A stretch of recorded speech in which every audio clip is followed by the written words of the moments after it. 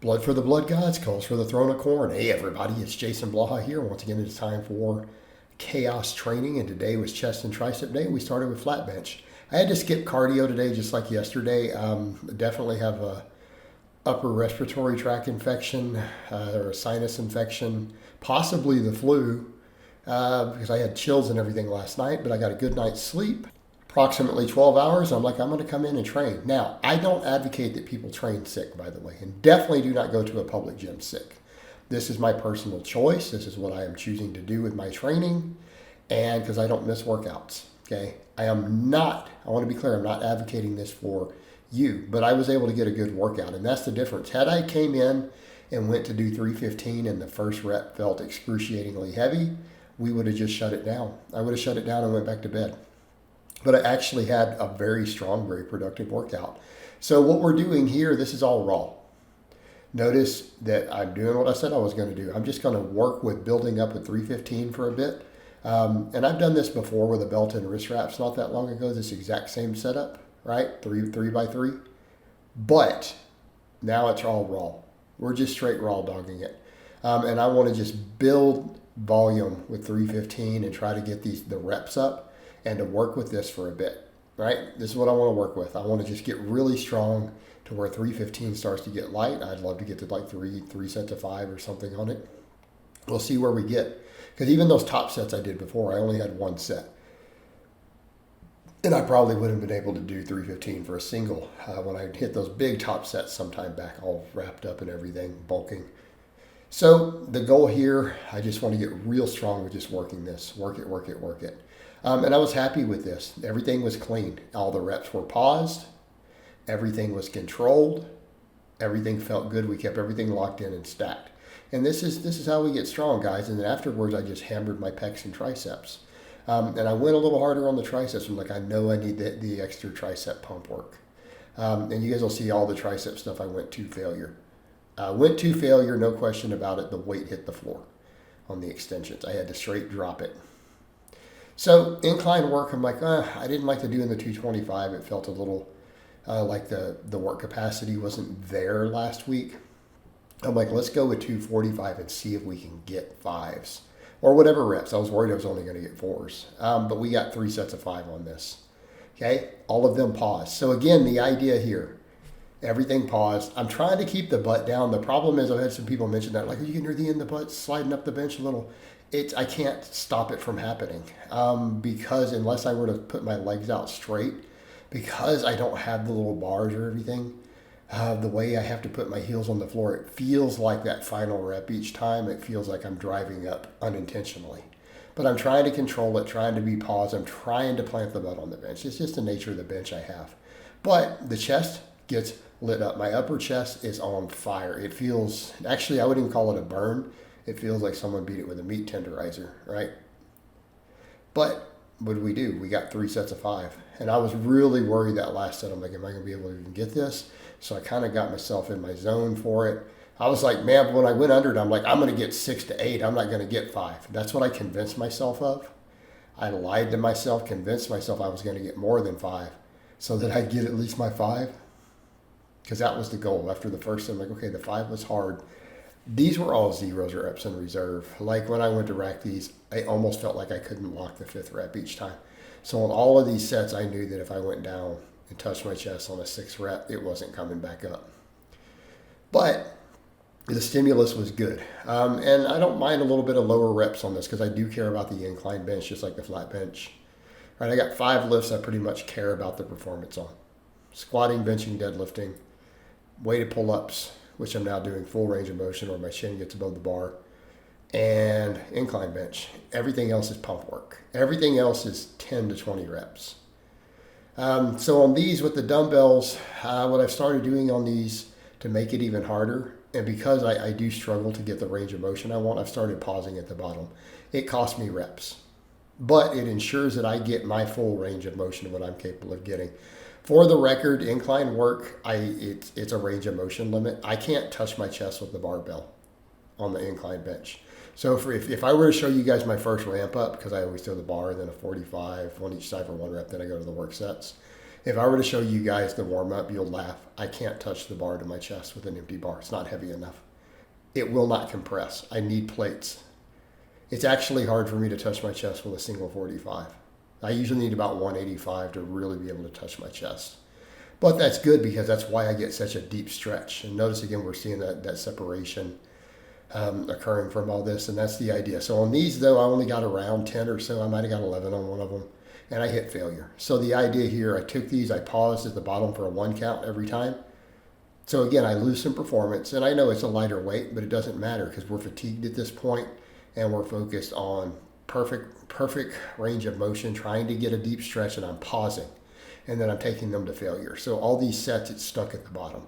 So if anyone's like, well, what do you mean by failure? They stuck at the bottom. I couldn't do a final rep. I got it there and it wouldn't move. So each of those I just briefly tried to press. The weights would not move. So we hit failure. Done. So all 3 sets, that's pretty much what happened. So that's the idea here. That's the idea.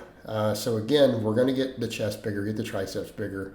I only have my 1 tricep day every week, and I know I do more volume on the bicep day with 15 sets. With the triceps, because all of my chest movements hit triceps, I didn't go as hard on the isolation. I only did 7 sets of isolation. But the pullovers are a true tricep exercise too. So it really counts as 10 true tricep sets. We could argue the flat and incline benching isn't amazing triceps, so at most half sets. And if we count them as half sets, though, that puts me about 14 to 15 sets for triceps. Again, we're right where we want to be with all the other muscles. So I'm only counting all the presses as half sets for triceps. So the 9 total sets is about 4 to 5 sets. Pullovers count though. So the pullovers, I'm working on getting that pause at the bottom. And now I'm up to where I'm doing a 55 for 20s. I managed to get 20s on all these. As I got near the end, because it's getting really hard, I started pausing longer on the last few reps. So the idea here, I want to focus on this on the range of motion. I'm trying to focus on the stretching. So if I need to, I'll start pausing these longer and longer. I don't know that I really need to be using more than a 55. So for me, I'm going to focus on continuing to use this to build my shoulder range of motion and get that stretch. Because I feel like once I can get that better range of motion, my tricep long head will grow more because then I'm able to put more tension on it in general. So my limited shoulder range of motion, I feel like has limited my tricep development to a little extent. But this exercise will help cure it. It's actually helped me quite a bit. And it's also a really legitimate tricep exercise, chest and lat exercise. I feel all of those on it. But I definitely feel my triceps just get destroyed on this exercise. So what I'm doing, again, you guys know I'm a big fan of the pullovers, and I also did them on my back day last week. I may do that again this week. So that'll give me a little more chest and tricep stimulus. Because a lot of times people are like, well, you really only did 12 sets for chest, but a lot of my muscles only get 12 sets. Let's not confuse things like the biceps and everything that I'm hitting more on. Even delts, I only did 12 sets, right? I only did 12 sets of direct delt work this last week, and then some shrugs and everything. Because I don't know that we need more than that as far as direct work. Because keep in mind, we get a lot of carryover, big movements. So I'm shooting for 12 to 15 sets of muscle group right now, spread out over my 6 days. But keeping in mind things like shoulders, I'm only counting that 12 sets as the shoulder work. I'm not counting the incline or rows. And we all know that that really does hit delts. Biceps, though, do get 15 direct sets. 15 direct sets every week. Now, with the triceps, I'm also going to point out, because I do pullovers on a separate day, they are getting more sets. They're up in that same range. They're in that same range with the biceps. But I'm not counting any of the rows or the pull-ups currently towards the bicep volume. I'm only really counting the curls because they're a weak link, and I know my arms need to come up. In general, my arms need to improve as I get leaner. That's what we have to do. It's going to get me to the next tier. So my training is a little bit arm specialized. That's why biceps get their own day every week. But with the triceps, I feel like I'm in a good place with all these movements. And I stopped doing the incline stuff. I've been trying to do that, and I've realized no matter what I do, even though it feels certain amount of stretch, I still don't feel any of the incline extensions or any of that the same way I feel laying extensions or pullovers. So that's really going to be the money, especially for that long head, because I really feel it on both of these, possibly even more.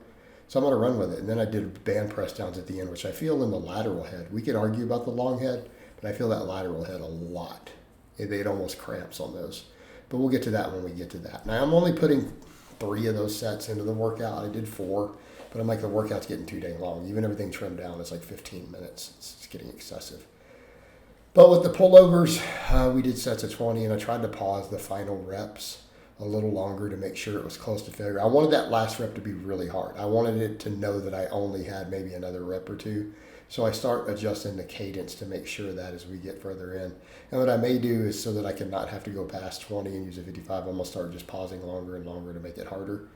To, again, force that stretch position, that lengthened position, which will help with the shoulders. It'll help with the tricep, long head more. So that's going to be the name of the game here. It'll be the name of the game. And again, it brings a lot of other stuff to the table. Pullovers absolutely help with other stuff. They help with lats. They help with pecs. So that put me at 12 sets for chest this week. Keeping in mind, we will do more pullovers possibly later in the week. So that'll still get me up to 15. So yeah, I skipped the camber bar because I'm also sick, and I'm like, I still want to mess with it today. The flat and incline and pullover should be enough to get me there. All right, the extensions, I didn't even bother to count reps for the most part. The reps were completely different every set. The last set I ended up cranking out like 16, but I got like 14 or 15 and then 13 or 14 and then like 16. I guess it's just the breaks were different a little, but I took them to failure. I did these until it just stuck, and I went to do a rep that I couldn't do, and then it just stuck at the bottom, and I turned loose of it. I was scared I was going to bust my headphones, that my ear pod fell out. I'm like, please don't let me bust an AirPod doing this, but I have to do my set to failure, which is kind of dumb. I could have afforded to not do that and not risk it, but I don't know why, just being silly, my ego. But I could have lost that AirPod, because it didn't fall out on this set, but the next one, the AirPod fell out onto the floor, and then, of course, keep in mind I'm dropping that plate. Had it landed on it, I'd have had a busted AirPod and $200 wasted. All right. I need to not do silly stuff like that. But I'm silly. I do silly stuff. But these were to failure, guys. So if you watch this, there's no doubt that I took these to failure, because they started getting grindy, they started getting hard, and then I go to do reps, and either it just sticks at the bottom and I turn loose, or I try to do a rep and I can't move it more than a few inches, and I'm just done. So these were definitely true muscle failure right there. Failed. I couldn't do the rep. So then we let it stretch down and drop down. So all these sets are to failure. So anyone's like, you're not training your arms hard enough. Well, I'm training them to failure. And yeah, this was a little lighter weight, because I'm just like, let me keep it light enough where it's easy to just throw it back up there.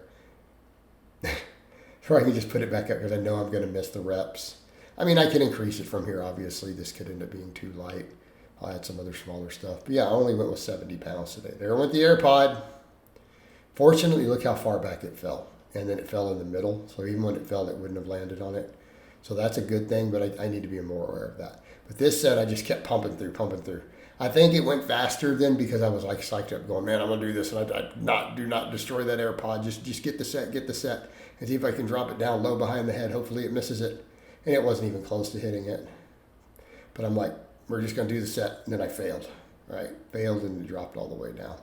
So it wasn't even close to it. Then I did my hanging leg raises before the band press downs, because I'm like, I don't want to have to do these and mess with it after. So it's like, let me do my one set of hanging leg raises. I like to get most workouts in, right? And you guys know why. It's great for shoulder health, grip, one of my favorite ab exercises. I need to be doing a little bit of abs every day. At least the loose skin is slowly chipping away. As I keep losing body fat, it'll get better. And then I did 4 sets of band press downs to failure. On these, I'm using a little bit more tension now, and I'm trying to take them slower. I'm not doing the really fast ones. I'm trying to squeeze at the bottom. So I'm trying to do them a little bit slower and just take them to failure. And yeah, they light my triceps up.